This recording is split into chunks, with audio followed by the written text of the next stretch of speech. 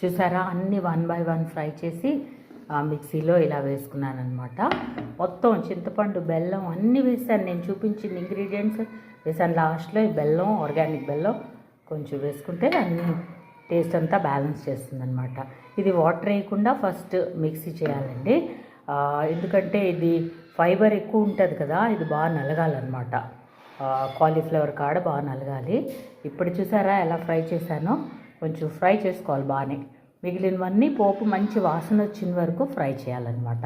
So ఇప్పుడు mixie చేస్తాను. అలా మిక్సీ వాటర్ వేయకుండా చేయాలండి. మిక్సీ చేసిన తర్వాత నేను మీకు చూపిస్తాను. కొంచెం కొంచెం కావాలంటే కొంచెం హాట్ వాటర్ వేసుకోవచ్చు, అంతే. చూసారా మిక్సీ చేశాక ఎంత బాగుందో. కాలీఫ్లవర్ కాడలతో పచ్చడి. సేమ్ కొబ్బరి వేసాం కదండి, కొబ్బరి బాగా ఫ్రై చేయాలి. కొబ్బరి మాత్రం కొబ్బరి పచ్చడి టైప్లో వస్తుంది మీకు, కాడలతో చేసినట్టు అస్సలు తెలీదు. ఓకేనా వ్యూయర్స్, నా ఛానల్, నా స్టైల్ ఆఫ్ చట్నీ నచ్చితే మీరు సబ్స్క్రైబ్ చేయండి నా channel. My channel name is quick recipes by Rajmani. Please don't forget me, my lovely viewers. Thank you for watching my videos. Bye.